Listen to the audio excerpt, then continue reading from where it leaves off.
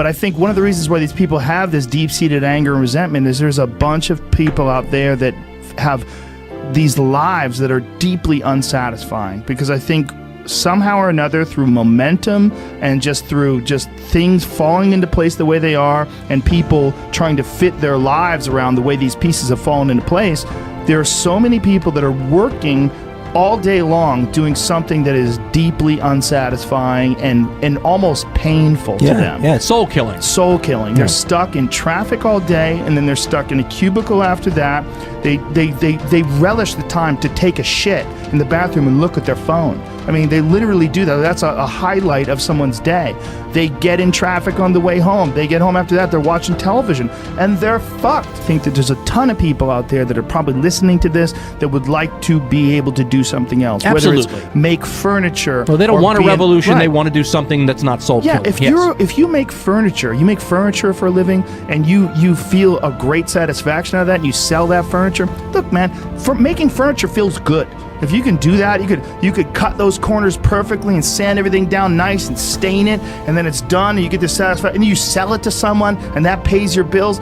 That is infinitely more satisfying than being stuck in some fucking cubicle working for someone that you don't want to work for, having to have these stupid fucking office meetings, talking to people in human resources, sitting down with your supervisor where they evaluate your job performance, and you're not really, you really need to be enthusiastic about this company. This company is your future. This kind of you're like, fuck, kill me now.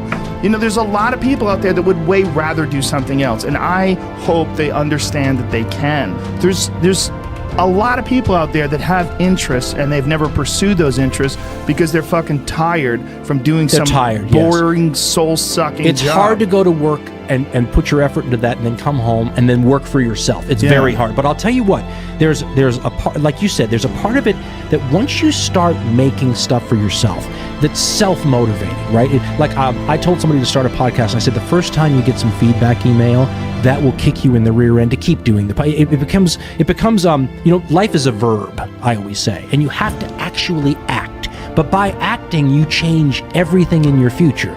And I think there's way more creative people out there than we realize. Oh, yes, absolutely. And I think they would love to have some sort of an opportunity to do something like that, and especially like an artist. Someone who's an artist, man, there's never been a better time to be an artist, because you could showcase your work. And look, if you send me something cool and you send it to me on Twitter, and I'll fucking retweet it. Totally. I retweet things all the time.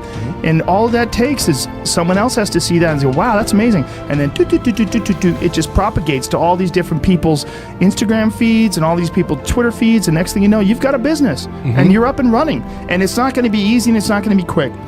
But the job you're doing now ain't easy or quick. The soul killing one ain't easy or quick either. But people think like, oh, how long is that going to take? Oh, but when you start out doing a podcast, well, I only got 10 downloads. Well, that's how it works. I just did it as a passion project.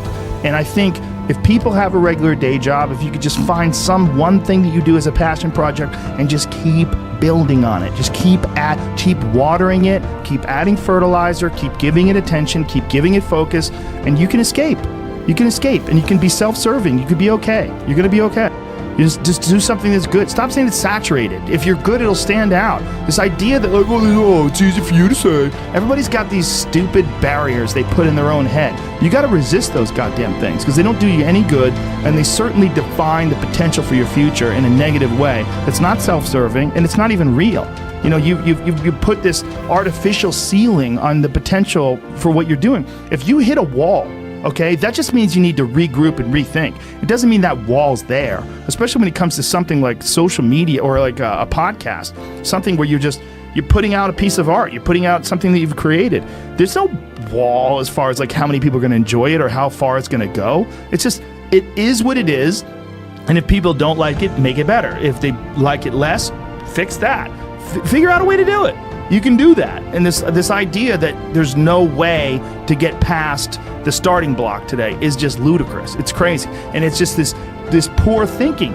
And people that are trapped in bad situations, one of the problems is you feel like this is your future. You feel like you're fucked and you can't get out of that. There's no hope. There's no light at the end of the tunnel. There's no rainbow.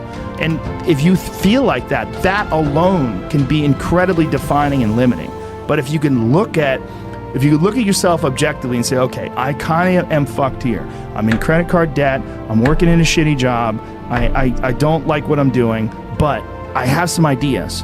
I need to feed those fucking ideas. And I need to feed them and water them, and I need to set aside a certain amount of time every day to just try to make those things happen. You can do that. I think here's an important thing too. Failure is important. It is important. I think failure teaches you things that you don't learn from success. I think failure gives you an opportunity for self-examination. It also gives you a feeling that is very uncomfortable. And that very uncomfortable feeling helps you grow. That when you feel like shit and you screw something up, like when I've had bad podcasts, my podcast has always gotten better afterwards. When I've had bad stand-up sets, I've always gotten better after that, because those bad sets motivate you. They give you a perspective like, hey, here's some clear examples of where you fucked up. Yeah, what not to do. Yeah, don't look at these failures as like proof that you suck.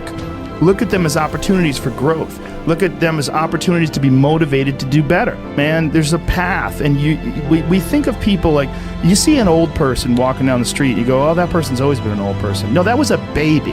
That was a baby that became a 90-year-old man. There's a progression that you're not witness to. You don't see it.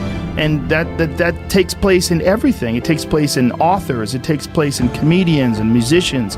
There is a starting point, and then with time and focus, and as long as you reevaluate and reassess and constantly objectively look at what you're doing and then pursue it with passion and focus, you get better at things.